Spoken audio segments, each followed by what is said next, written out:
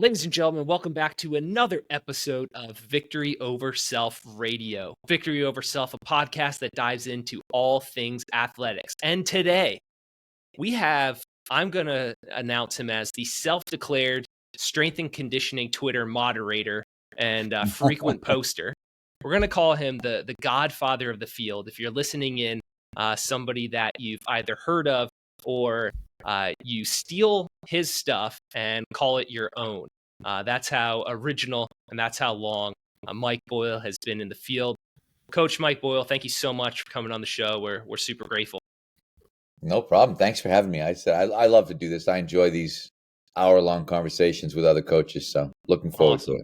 Good. So, Coach, have you ever heard the term OG? It's kind of thrown around a lot for you. And then if you have, do you know what the G stands for? I believe it's original gangster, is it not? Am I correct on that one? It absolutely is. And I'm going to focus in on that word gangster real quick because I grew up in northern New Jersey. I have some, we're going to call them associates that have attended the university, which you attended, Springfield College. And let's just say they would call the surrounding areas a little rough and tumble. So if you made it through, I'm gonna guess even back in the day you were putting the G in gangster. Am I a little right in that assumption? It was a tough neighborhood even at that time. It is a tougher neighborhood now, but it was clearly Springfield is a little island that kind of sits in the middle of this not necessarily best part of Springfield. So it was, but now I think I wouldn't live where I lived. Let's put it that way. Where I lived in graduate school, I would not recommend that anybody live today if they went to Springfield College. I can say that much. Okay, perfect. I appreciate that. And then a couple of years ago, we'll just call this the natural evolution or metamorphosis of people in this field. Saw Gray Cook stuff, wrote it off. This guy's a pansy. Years later, a bunch of athletes get hurt, and I go, all right, this guy was probably right. Same thing. Discover your stuff. Single leg squat. That's for soft, weak people. A bunch of athletes get hurt years later, and I go, okay, I think this guy was right. So, do you keep a running tally? Do you keep a list monthly or weekly of how many people eventually reach out to you and go like, hey, Mike, I was a little harsh on you, and turns out you were right? Yes, because I love that list, and I call it. I used to think Mike Boyle was a pussy club because there's a lot of guys in that club who used to make fun of me, and then exactly like you, some guys got hurt, and then they start looking and thinking, "Wow, maybe this pussy that I was making fun of all these years has something to offer." And it's an interesting thing because it is literally the story of my life in terms of. I was you, I was everybody else. And I try to, every time I do talks, I try to explain that to people in terms of I was your regular old meathead powerlifter, had West Side, I was an original West Side guy. So I was West Side before Louis, West Side was originally in California and that was a name that they co-opted in Ohio. But I was following the original West Side guys, Roger Estep and George Friend and those guys and we were box squatting. That's what I tell everybody. Box squat is the stupidest exercise you could conceivably do. If you said, invent something incredibly dumb, I would say, compress your spine between two movable objects. That would be as stupid as you could get in the weight room. And people get like, oh my God, I can't believe he said that. Poor Louis, he's speaking ill of the dead. But I literally have a picture of a can crusher operating in my presentations now. And I explain, this is box squatting, right? If you want to crush a beer can, you put it in something, you go, you just you put the bottom against something and then you slam down on the top. And eventually people come around. I love people who always say, oh, it's the best exercise, blah, blah, blah. I'm like, yeah, it's the best exercise right up until the moment that it's not. And then you end up with either pain down your legs or this mushy SI joint or whatever it is that you get from doing it. And then suddenly you think, oh, that was a bad idea. And I tell people all the time, if I said, put your hand on the table and I'm going to pile 500 pounds on it, you'd be like, oh, no way, that's stupid. Why are you going to do that? And I look and say, well, what do you think has got more value, actually, your hand or your spine? And most people would think, oh, my spine's got way more nerves, it's affecting much more. I said, well, why would you do that? Why would you pile 500 pounds on it and then put something? I had someone once tell me it wasn't two movable objects because the bar was movable. That was one person's argument. I said, your knowledge of physics is limited at best in terms of gravity and gravitational forces, but good attempted argument. Mm-hmm. But I just keep kind of plugging away and keep trying to explain to people that, hey, these are the mistakes that I've made. These are things that I did when I was in my 20s. These are things that I stopped doing when I was maybe in my 30s. And here's why we do what we do now. But I have a huge advantage. I have legitimately 40 years of doing this. And some of it, 17 years of it at different points in time, we're training the exact same people. So I had this kid, Jay Pandolfo, who's now the hockey coach at Boston University. I actually trained for 17 years. I trained from the time he was 18 years old. He retired, I think, when he was 35 from the New Jersey Devils. And when you train somebody over 17 years, you see what happens to their body in the course of this time in professional sports. And Jay was probably the naturally strongest 17-year-old I ever saw. He might even have been a 17-year-old freshman, but he was definitely an 18-year-old freshman. Could bench press 300 pounds as a freshman coming in, high school kid. Was really just genetically gifted. Mm-hmm. By the time he was done at 35, we did not squat, clean, or bench press. So all of the major things that we had kind of built our workout around were no longer in the workout. We were doing one leg squats and dumbbell bench press, and I don't know what we were doing from a power development standpoint, but it certainly wasn't hang cleans anymore. And that's, as you live through that process with people and realize what you're doing to have them be able to go back and continue to play, you get smarter. Mm-hmm. Yeah. And so for me, I operate in an extremely unique college hockey setting where we're not NCAA, we compete in the ACHA. So I just finished coaching this season my, I think, 8th hockey player who's played for 6 years here at Liberty. And it's kind of the same thing across those 6 years. It's just unbelievable how the body changes. And yeah, it's a huge advantage when you have those long-term athletes and you could really see the game, the practices, and the training off ice, and how it just so many impacts people, and affects people. So many coaches themselves didn't play for very long, and very much they reflect what they've done themselves in training, but they don't have all the additional stressors that the actual players have. So it's really easy to say, oh, you should do this or you should do that. And that's why I was looking at people and think, kind of, what's your background? And some people always say, oh, you always fall back on that, on your experience, or on this, that. Like, of course I do. That's what I have. That's what I would fall back on naturally. But it's amazing to watch or to listen to people talk about things, and you think you really don't have any idea what you're talking about. None. Mm-hmm. But that's our field. People who have no idea what they're talking about.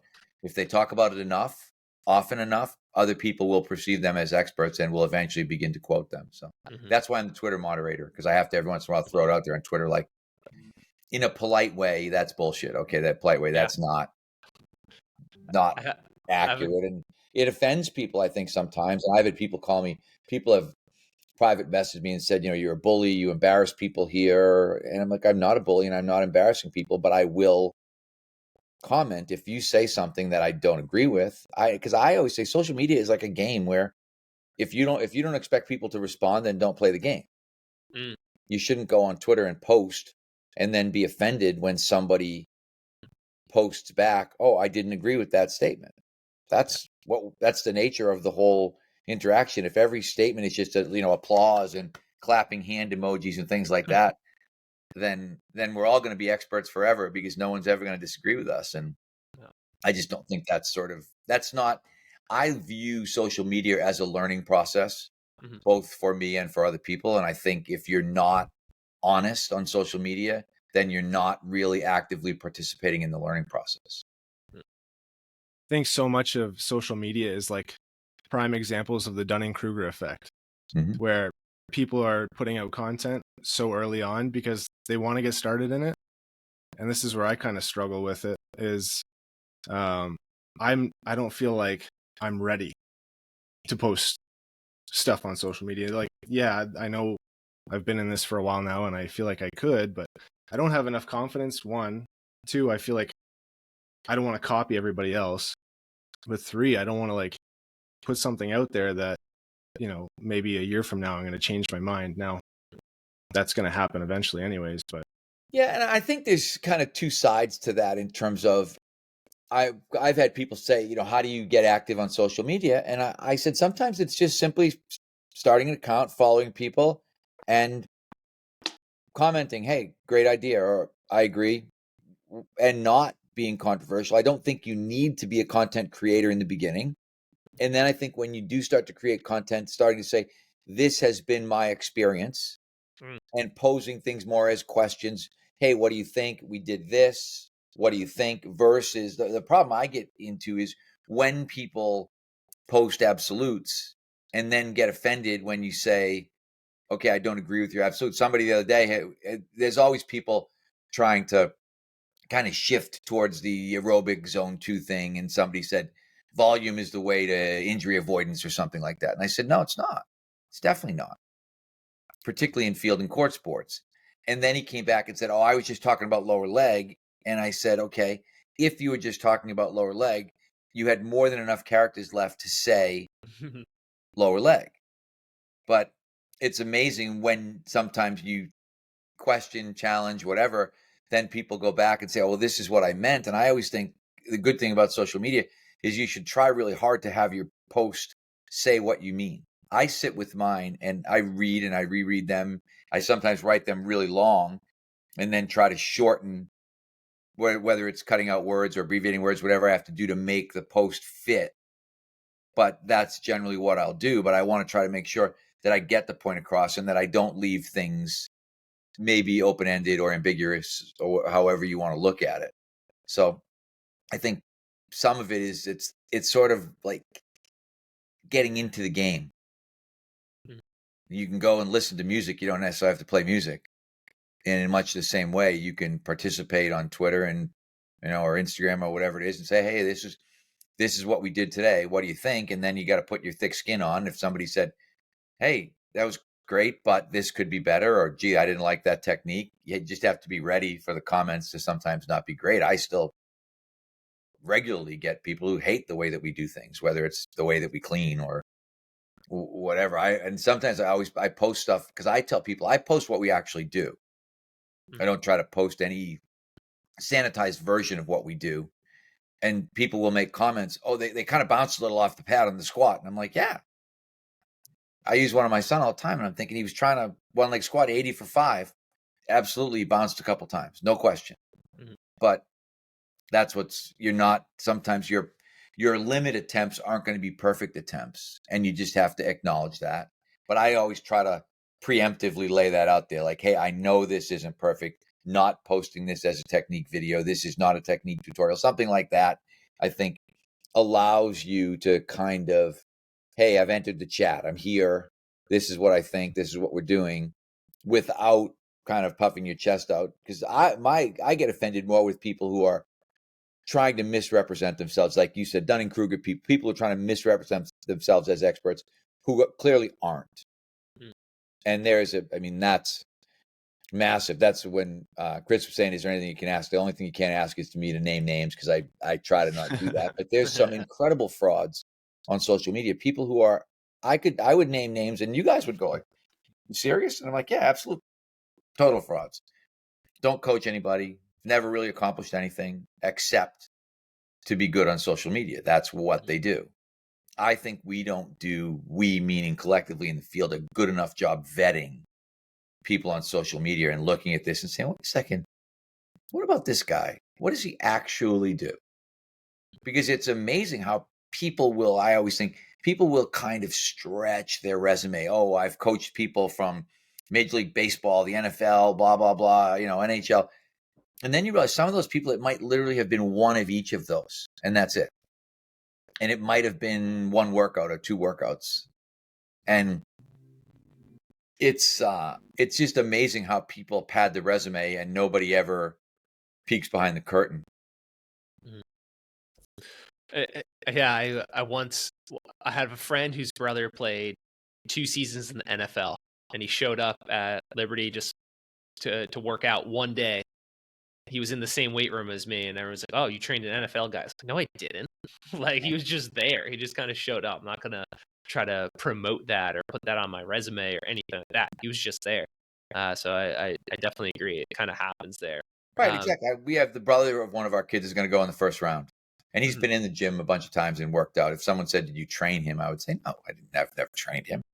I've let him come in with his brother and work out when he was home on break, but I wouldn't throw him on my client list. I wouldn't put his jersey up on our wall, those kind of things. And we don't. I mean, anybody, if you come in and look at our wall, with one or two exceptions that are specific, everybody whose jersey is up there because they trained there, and they trained there for an off season at least minimally, and most of them were multiple off seasons.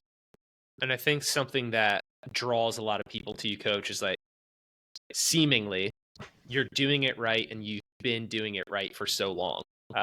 So long-winded-ish story here. July 1, 2014, my first day on the job here at Liberty. I have no idea what I'm doing. And I literally Google strength coach.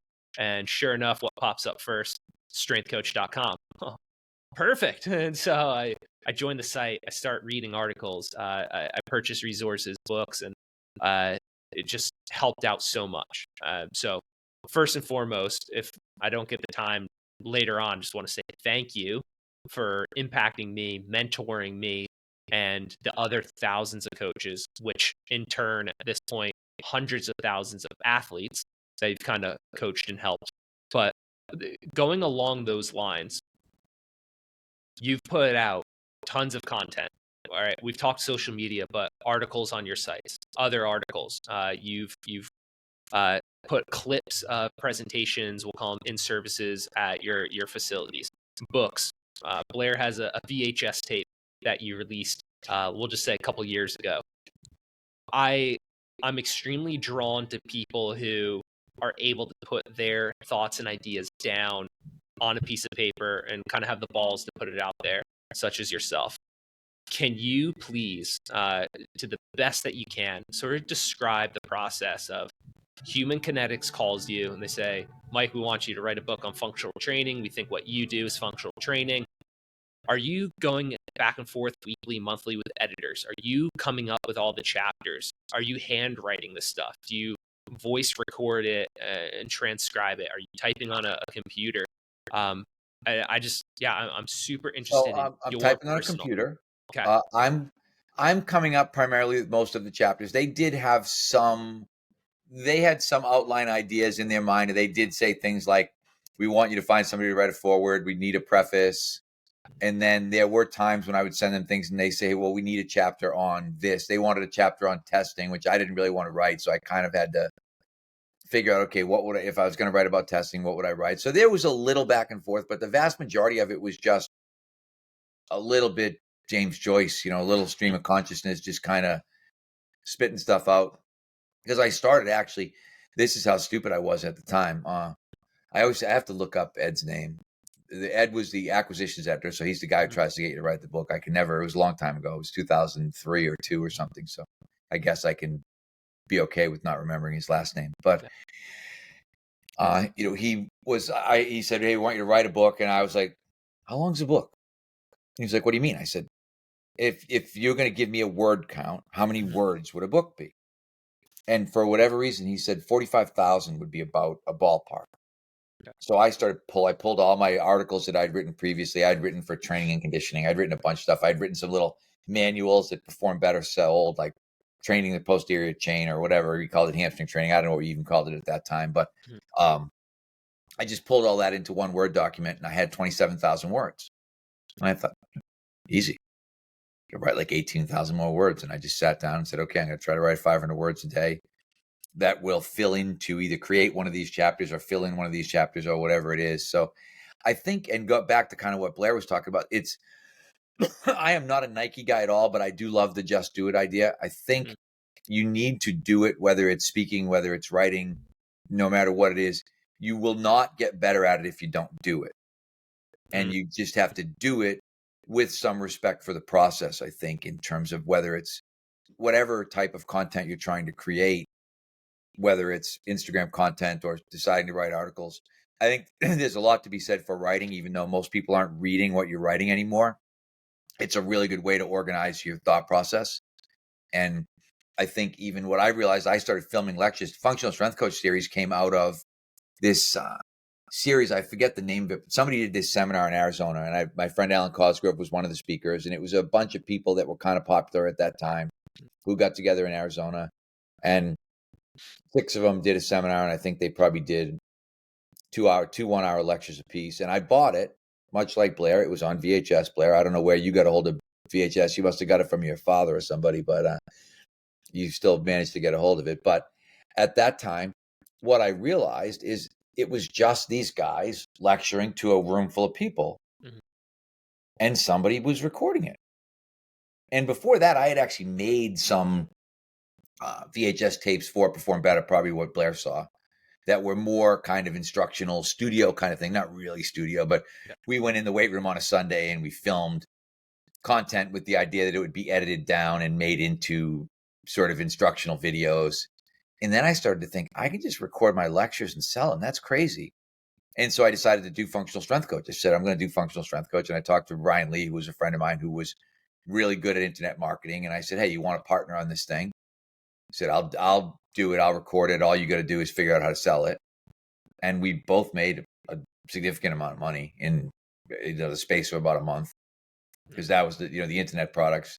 They kind of come and go. You make money and then it's over. They don't have much shelf life, but you can make money doing it. But then I realized, wow, this is an amazing way to get information out. So we did. I mean, I think we're up to the next one we'll do when I do it. If I decide to do it, it'll be Functional Strength Coach 8. But we just got a bunch of people together for a seminar, and we'd actually sell whatever ticket seats at the seminar to cover our expenses. So the worst case scenario was that if you don't make any money, you didn't lose any money. So you just find a place to do it. You speak, you record it, you throw it out there on the internet. If people buy it, and people bought it. I mean, Functional Strength Coach, over the years, over 7, we made a lot of money on Functional Strength Coach.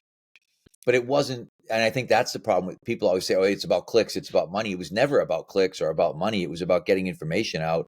And hey, maybe somebody will buy this. I didn't have any expectation that it was going to be a portion of my income, or that books would be a portion of my income, or any of those things. It was just more a matter of, I'm going to get my ideas out there, because I got all these ideas. I got stuff bouncing around in my head. I might as well get it out so that a wider audience can perceive that. And I think at some points I was looking at some of the content out there and thinking there's a lot of content out there that's not as good as what we're doing. But Ryan Lee was really helpful to me, because Ryan used to always say stuff like, if you think your stuff is good, why are you so embarrassed to put it out there? Why are you afraid of selling it? Why do you care if someone cares about you making money? He said, you guys are the only industry where you're embarrassed about making money. If you make money, like, it makes you a bad guy. Like, oh, you're trying to make money at your job. You're a bad guy. Like, you shouldn't do that. And I started to realize, yeah, he's right. If my information is good, why shouldn't people buy it? And if it's helping them to become a better coach, why shouldn't they buy it? And why shouldn't I sell it? And why shouldn't I at some point benefit from it? All that is effectively what any other businessman with half a brain is doing every moment of every day, whether it's selling cars or computers or whatever. People have no problem attaching themselves to a product and then becoming a salesman for that product. But for us, we're supposed to be some sort of monk-like vow of poverty, where we've decided that it's all about the kids, and all we're really supposed to do is supposed to get a meager salary that'll barely feed our family. We'll never buy a house. We'll never own a house. And we'll still be a slave to the system. And I kind of looked at it and thought, why can't I be a well-off strength coach? Why is that an oxymoronic sort of idea? So you don't have to go content out.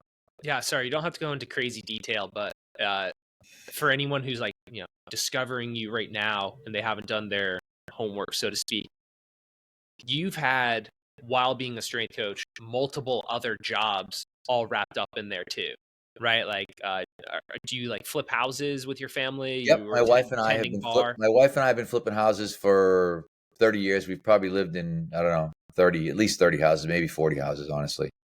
So I can hang a little sheetrock. I can put a floor in. I can do basic carpentry skills. I wouldn't call myself a skilled carpenter, but I can do most things that need to be done. And I was a bartender until I was 30. Crazy. And I didn't have the first time I had one job, I was 52 years old. Crazy. I quit the Red Sox after 2 years at the Red Sox. And prior to that, I had been at BU and had my own business for 12 or 14 years. And prior to that, for 10 years, I was at BU and worked for the Bruins for 9 or 10 seasons. And then prior to that, I was working at BU almost as a volunteer. I don't even think it was full time, and I was a bartender. So I have always never been afraid of working. So, Coach, hold on. I know you were with the Red Sox for a short period of time. Mm-hmm. You came in, they stunk. Then they won a World Series the next year, right? Yes. Did you leave right after the World Series? I left right after the World Series. I realized that it was go out on a high point. And honestly, I wouldn't even have done it except that it was the Red Sox. It was an opportunity. And I had really wanted to try my hand at pro sports with an opportunity to succeed. The Bruins in the 90s was not an opportunity to succeed because they wanted a part-time strength coach. They didn't want to put any money into it. They really weren't committed to the process at all. Whereas with the Red Sox, I feel like a good strength coach makes a difference in professional sports. And I just wanted to validate that in my own head for no other reason. And I got there in my first year. If I made a difference, it was a bad one because we were last. But the next year we won the World Series. So I was able to walk away with a World Series ring after 2 years. And I have friends who have been in baseball for 20 years and have never won a World Series. Some of that is luck. I will positively admit that. But I do think a good strength and conditioning program contributes to your development, particularly in baseball is a really good example because you've got such an extensive minor league organization. You have literally hundreds of players, more than any other sport. It's the closest thing I could relate it to when I was there was college football in terms of you're there at spring training and you've got, I don't know, 140 or 180 or something people there that are going to train. Wow. And one of the things that we did right off the bat is I said, we're going to have a training system. And everybody knew it. And we had a whole bunch of strength coaches at each level. I had our major league guy was the guy who had been our minor league guy. And our minor league guy one of our minor league guys became our minor league coordinator.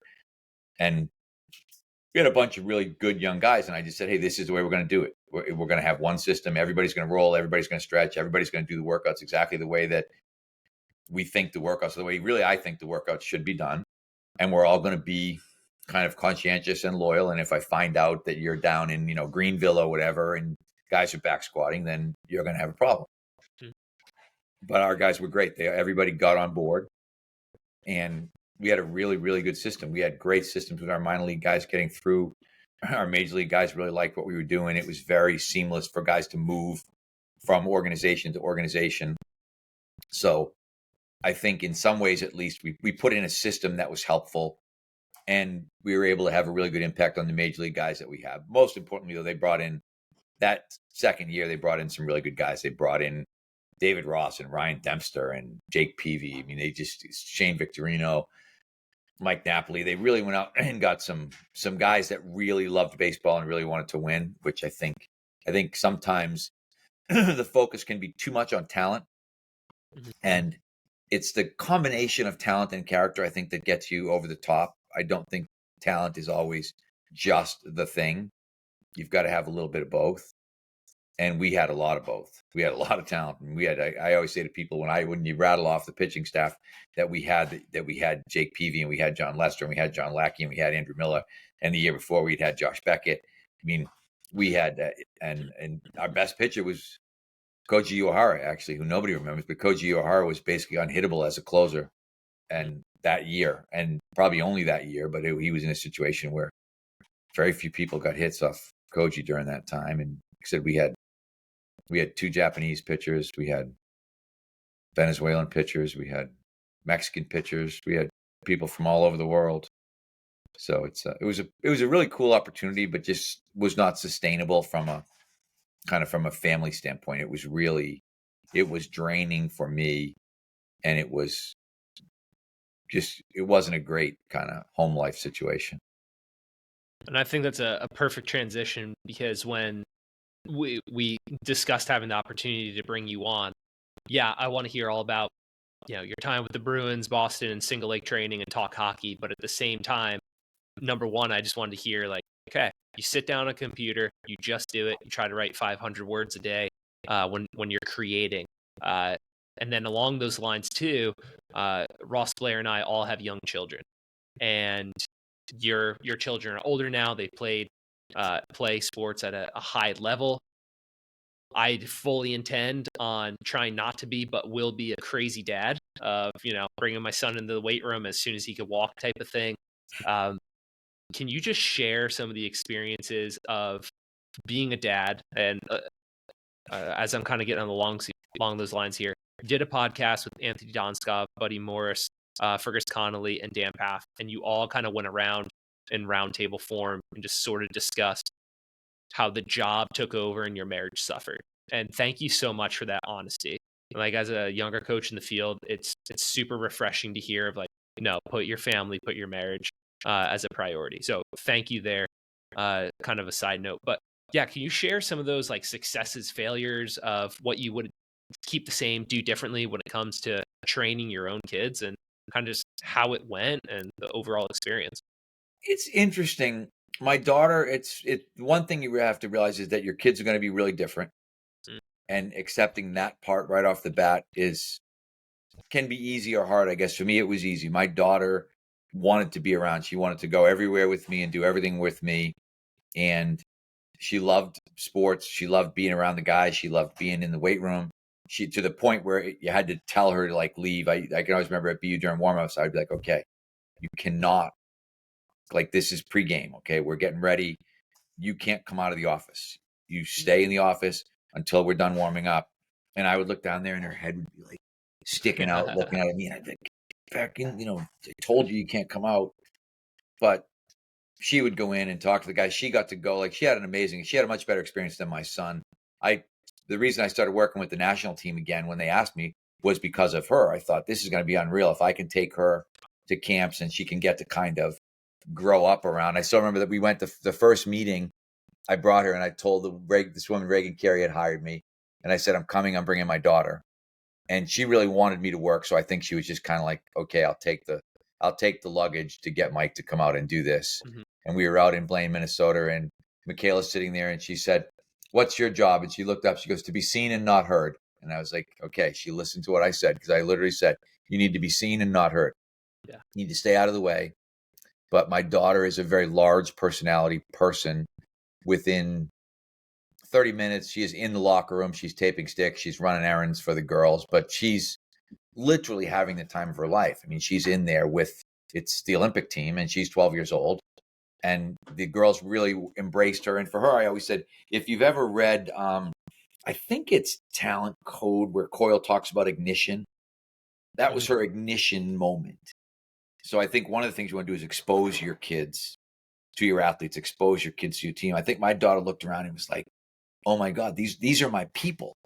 Like, there's other big girls who like hockey. Like, I think, in her social circle, she was an oddball, because she was a bigger kid who really loved sports. She was very intuitive as a kid. She would say things like, yeah, my friends aren't really into it. They're social hockey players. I'm not a social hockey player.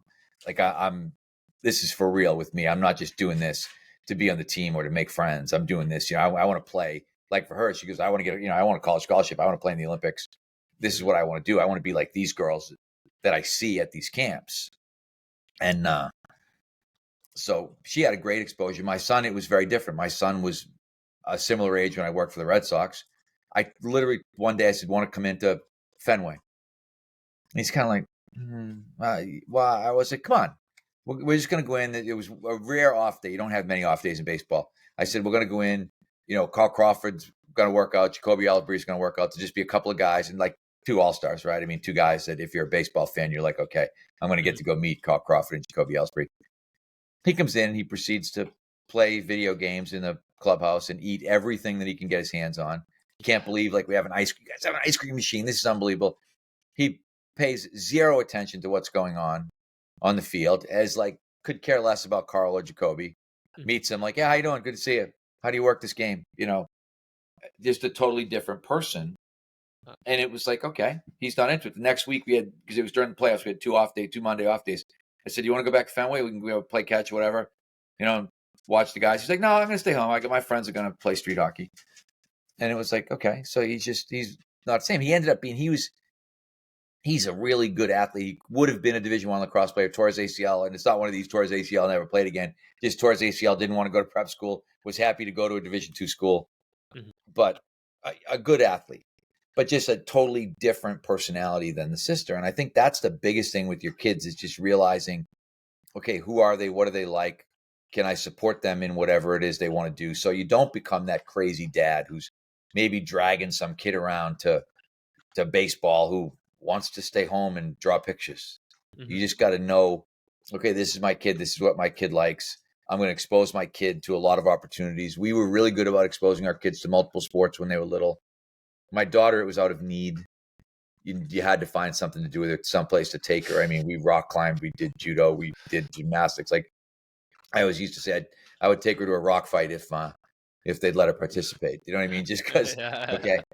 She was just that kind of kid that she would wear you out at every stage of your life. My son just wasn't that way. He was a lot more easygoing. And you weren't constantly thinking, how do I keep him engaged and entertained? And we probably had to, with him, I think sometimes some kids you push, some kids you pull. I was probably pulling my son and really gently pulling him along. Whereas my daughter, I was really pushing her because she was good and obviously much better than her peers at a really young age. And so some people would say I was a crazy dad because I would be super honest with her sometimes. I mean, I remember a game she scored 4 goals and she came off and I was like, that was awful. You should be embarrassed. And she was looking like, I had 4 goals. And I was like, that was an embarrassing display. She literally was pointing at other kids to go get the puck. Like literally, like, you go over there, go in the corner, go. And I'm like, you told someone to go get you the puck so you could score. I said, that's the ultimate. And he was probably only 11. I was like, that's the ultimate in laziness. It's so embarrassing. Anybody that's watching, any coach that's watching the game would see you not wanting to compete for the puck and just score a goal. But I could have those conversations at 11 with her. And I probably couldn't have those at 11 with my son. He was more just keep encouraging him. Hey, I loved watching, kind of the I love watching you play thing. I think that's a really good thing. If you just keep saying, I love watching you play, you're in a really good spot. And the other thing, truthfully, Ed, because you have young kids, play with your kids. First year I worked for the Red Sox, I sat down and I made a deal with myself that I was going to play with my son for 15 minutes whenever he asked, no matter how I felt. And sometimes, honestly, that involved me setting the timer on my phone in my pocket and going out and playing catch with a baseball for 15 minutes and thinking, I want to be laying on the couch right now. This is the last thing that I want to do. I'm going to work 100 hours this week. But I had told myself I'm not. Like, if he says, I want to go do blank, I am going to get my ass up off the couch and I am going to go do it for at least 15 minutes. And I think that makes it makes a really big difference, because it was funny. We had this older guy who lived across the street from us. And one day he comes walking out of his house with this big bag of baseballs. And he gives them to me. He said, I want you to have these. He said, you're the only guy on this street who plays with this kid. He goes, I've never seen anybody else on this street play with their kid except you. He said, and I know you'll take these balls and go down to the park and pitch with them, pitch to them, because I know I've heard you say, we're going to go down and pitch. So your ability to engage your kids in the early stages really makes a big difference. Because then I think that's the time when they want your attention. You'll get to a point, like you're at the point where I'm at, like with my son. He doesn't want, he's a 19-year-old boy, doesn't want nor need much attention. Yeah. And you realize, wow, you won't know that it's over until it's too late. Oh no. I remember once reading something that said, don't ever kick your kid out of your bed, because the last time they sleep in your bed will be the last time and you won't know it. And I remember thinking, yeah, they're right. If they want to sleep if they want to come in and sleep with us when they're 12 years old, good. I don't care. I'm not worrying about it. I never worried about what anybody else said. And then even when you get to the whole sports thing, I'm never going to worry about what anybody said. We did the exact opposite of what everybody did. With like my daughter, clearly the best hockey player in our area, and I would not let her play in the summer. And people would ask, well, what about, is she going to go do this tournament? Is she going to do this? I'm like, nope, not going to do any of that. And then you get all the, she's going to fall behind, and I was like, pretty sure when September comes, she'll still be better than everybody else that's out there. And she'd go and she'd swim. Like she did a podcast the other day in Minnesota, and she talked about the fact one summer she took up diving. Wow. Because we used to take her to the pool, and there was like a little, country club kind of swim team thing, but they had divers, and she would just be throwing herself off the diving board, doing cartwheels off the diving board and throwing herself backwards off the diving board. And the guy came up to her and was like, do you want to learn how to dive? And she was like, yeah, probably. We need a U12 diver. She was like, oh, I can do that. And she won that summer. She won the U12 diving thing, and it's a country, it's not a big deal, but it was just continued exposure to all of these activities. Then my wife's sitting right here. The other thing I would tell you, don't have date night, set aside time. Don't get yourself in a situation. I was in a situation where I thought, and this was before we had kids, where I thought that I was a great provider and that I was building a great life for my family. And my wife was miserable because I was never home. And she would say things like, I don't see you when you're awake. And like I said, if you heard the Anthony Donskoff thing, she kind of gave me the ultimatum. Mm-hmm. You go to marriage counseling or I go. And thank God she did. And thank God we went. So, you just have to realize, and I was one of those people. The Boyles don't do counseling. That was definitely not in my not in my family tree. Yeah. But I realized I did want to stay married, and I did love my wife, so I went.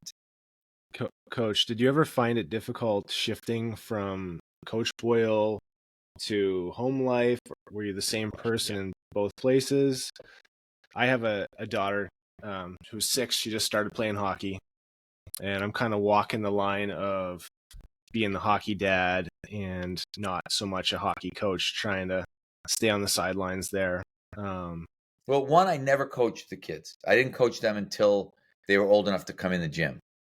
And then I started coaching them. And even then, I coached them in the beginning. And then later on, I would almost always have somebody else with me coaching them so that somebody else could kind of play the bad cop role a little bit more. So I could I tried to stay in the dad role as much as I could.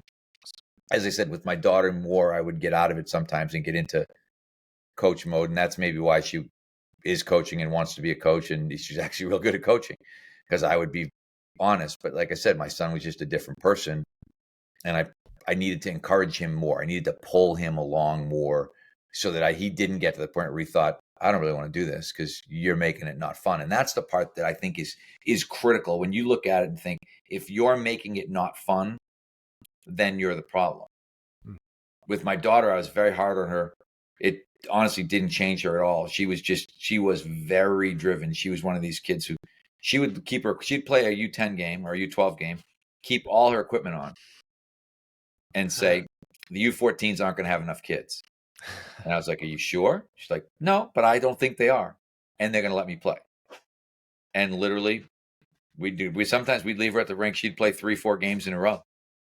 She played, when she was 12, she played in U19 games. The U19 kids, because she was good, the U19 kids would let her play. And they'd be like, yeah, we only have 2 lines. And she would always be like, I'm still here. I'm still dressed. I got my skates on. I'm ready to go.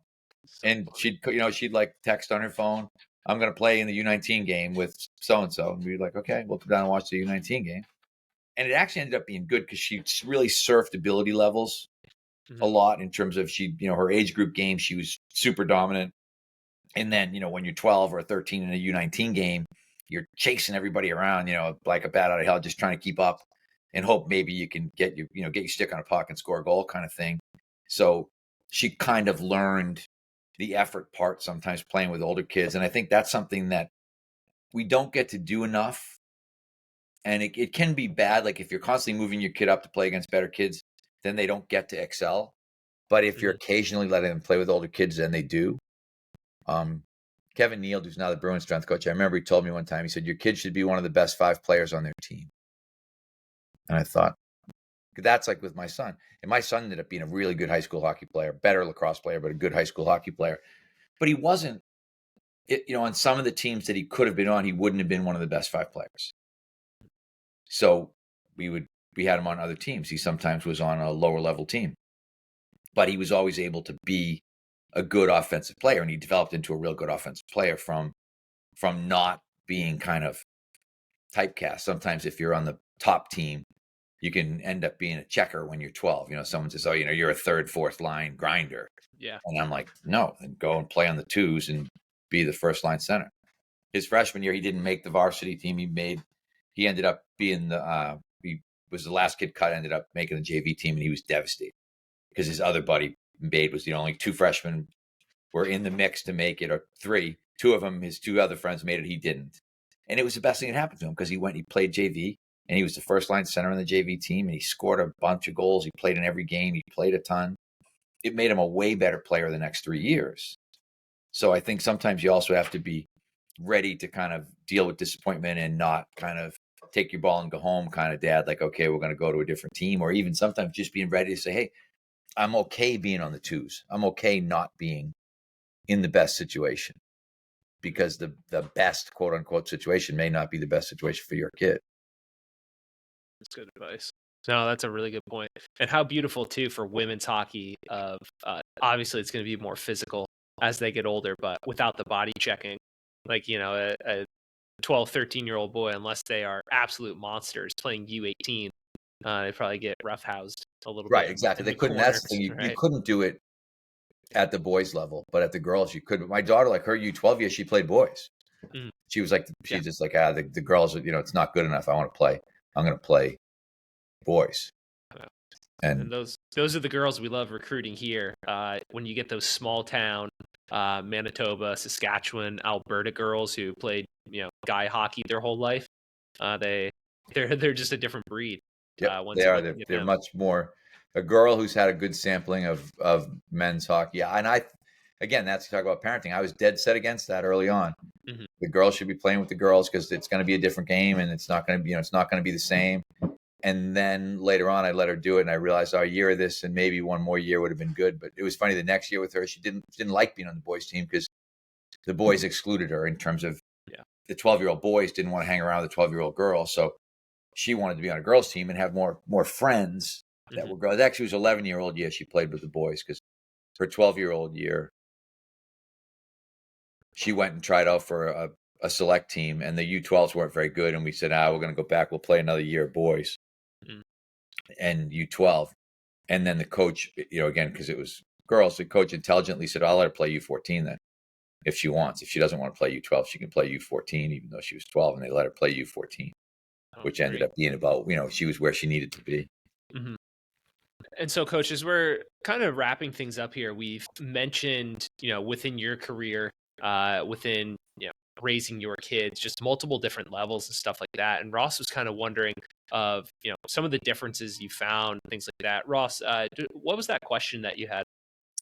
Yeah, Coach. So between, you work professional, you work college, and obviously you work with high school athletes privately, what has been your general approach and kind of mindset with those different levels? When I'm working with the youth, working with the college, high school, and as to get the professional, just general mindset and approach as you've handled that population. Well, it's interesting. Like the younger kids, when they're in the private sector, are really there because they want to be there. So you can't be the same kind of coach. I used to sometimes look at my son and think, if this was college, I would kill you guys. We would be in the back right now, riding the bikes until we threw up. And instead, I'm here trying to kind of cajole guys into doing what they're supposed to be doing because they could just not come if they didn't want to come. So if I want these kids to be there and get better, I have to treat them a certain way. I can't be a hard ass kind of coach. College, you can be the ultimate hard ass and just get away with it, particularly with boys. Mm-hmm. And it's just everybody's pretty much a prisoner and they got to do what you say. And a lot of times you've got, again, 18 to 21-year-old boys, they really want to get better. You can be really hard on them.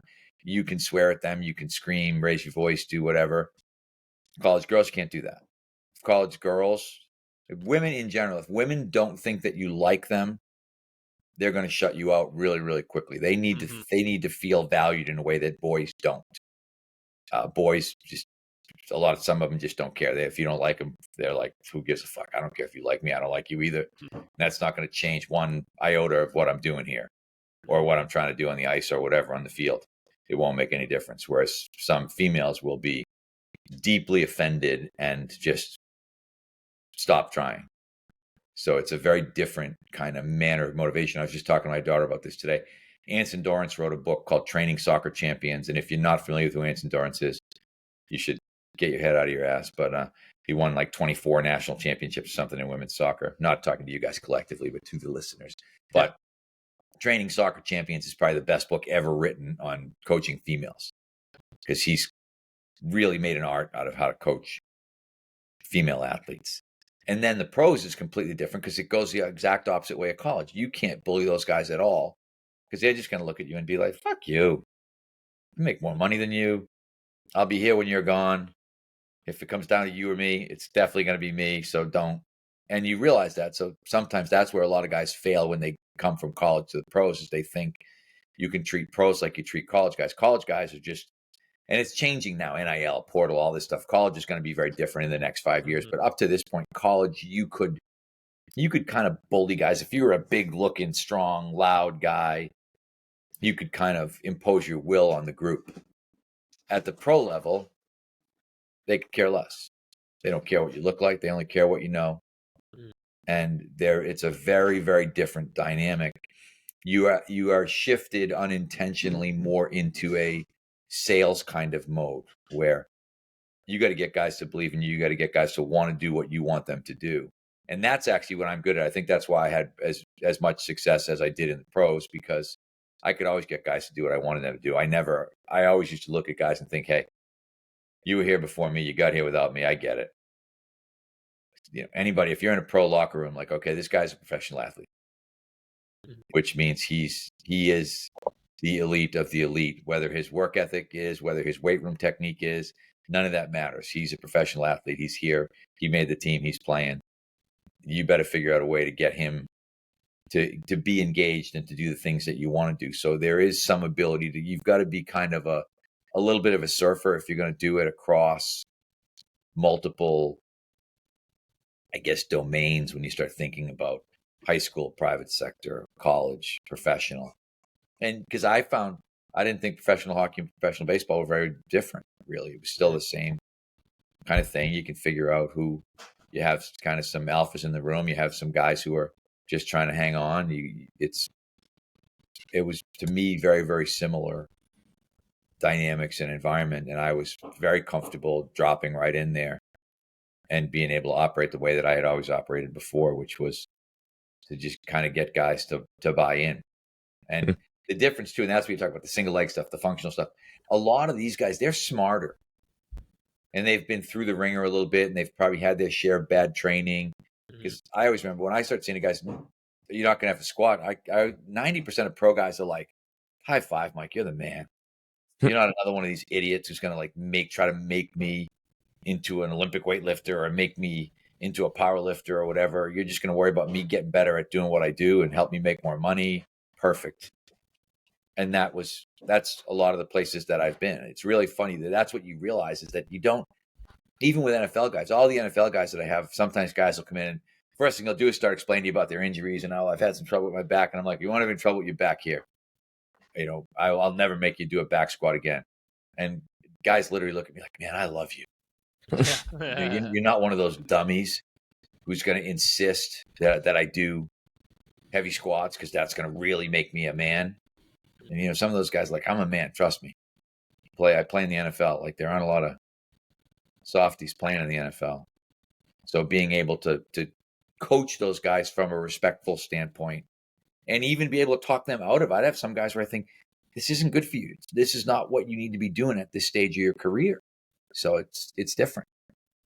It's funny you say that, because I'm currently in Texas at a really big high school. And so I'm seeing like 500 high school kids a day plus 300 to 400 middle school kids a day.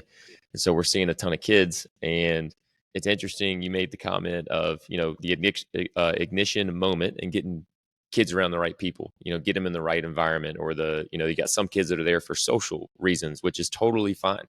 And you got to know hey, this is the kid I can push and the team and the group and really adapt. And it's really interesting to see between your different teams, particularly at the high school. Okay, this is the community and the team that they're about it, and we're going to go for it. And you have the other teams that aren't, and that's okay. And currently, what I battle a little bit with kids, and it happened today with a group. We might be doing a squad, and the kid will say, hey, this is kind of bothering my low back. I'm like, okay, well, has your back been bothering you a little bit? It's like, well, I had a back injury last year. I'm like, okay, well, you got to tell me these things. Let's do something else. I'm not married to that one movement. And that's something our kids are learning is I couldn't care less if you can't do what I'm assigning. We'll just do something else and we'll adjust. So that's been something we've been trying to teach here. But great. No, that sounds good to me. I think Kerr has got a good question here for you, Coach, or Blair, whoever wants to go next. Two things, sorry, that I want. One is, and I think, I can't remember. Might have been Outliers, but I think it's Outliers. There's a chapter on Tom Martinez, who was a great quarterback coach. He was Brady's quarterback coach as a kid. Mm-hmm. And one of the things that he said, Ross, that related to what you were talking about is he said, every kid's life is a mixture of shit and ice cream. If he's had too much shit, I got to mix in some ice cream. If he's had too much ice cream, I got to mix in some shit. And it's a part of it is like looking at a kid and realizing, okay, am I at country club day school here where everybody's parents run a hedge fund or whatever, and this kid's life has been nothing but ice cream, and I might have to give him a little bit of shit, or am I at an inner city school where a lot of this kid's life has been shit, and I got to be the ice cream guy. And you've got to be able to figure that out from a balance standpoint. The other book that was really good is Kurt Hester's Rants of a Strength and Conditioning Madman. If you have not read that, read Rants of a Strength and Conditioning Madman. But Kurt is now at University of Houston. He was at Tulane, and I think was at Louisiana State, and then Tulane, and then is now at Houston. And he's a real good strength coach. But in the book, one of the things that he talks about is you need to know your kids. You need to know what their drivers are. And he talked about with his kids, what he wants to know is, he actually gives them a questionnaire. One of the things he said, who's the most important person in your life? And he needs to figure out, hey, is that your dad? Is that your mom? Is that your grandfather? Is that your grandmother? Like, who do you live with? Who raised you? How many parents do you have? Like, all those things are going to come into, they're going to be big players in your developing a relationship with that person. And I've told this story a bunch of times, but when I worked for the Red Sox, I read the media guide every day during spring training because I wanted to know as much as I could about everybody that I was dealing with.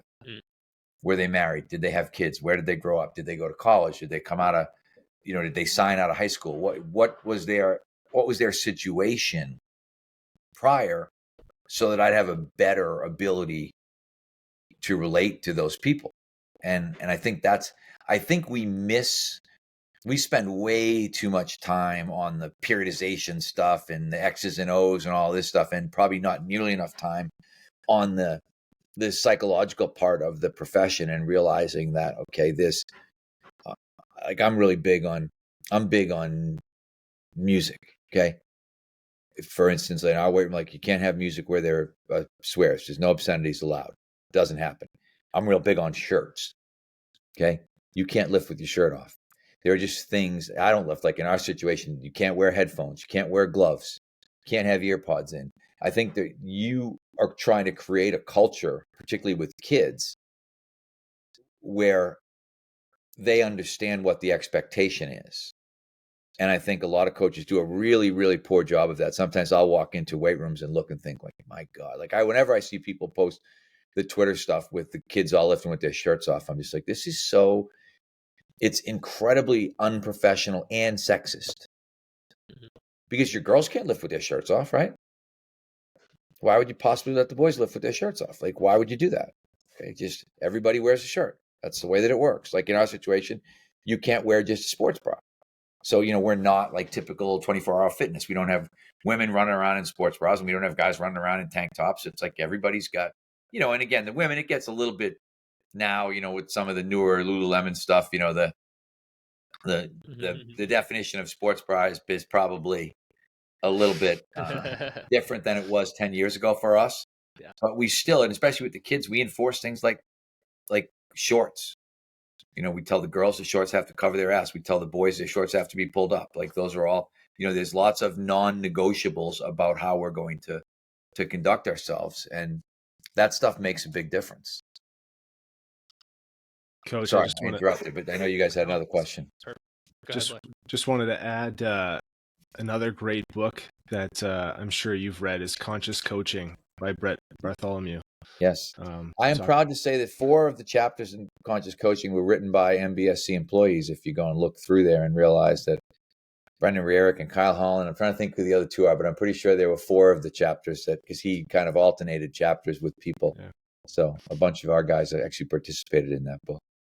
Awesome. I like Conscious Coaching from a coaching standpoint because Brett was very, and I've said this to him directly, he was very open about his personal situation, which really made the book for me because, and I think transparent is an overused word, but he was super transparent about the fact that, hey, I had problems when I was a kid, and that related to exercise. And I won't spoil the book for people, but it was that's really what made the book for me was his ability to kind of lay it out there early on, which I think makes a lot of other people feel like, hey, I can be successful even though maybe my teens weren't perfect. Yeah. Well, Coach, the X's and O's stuff is awesome. And, we could talk that all day, but just wanted to throw this kind of last question out there. There's plenty of coaches, again, as seasoned as you are, that have rode off into the sunset.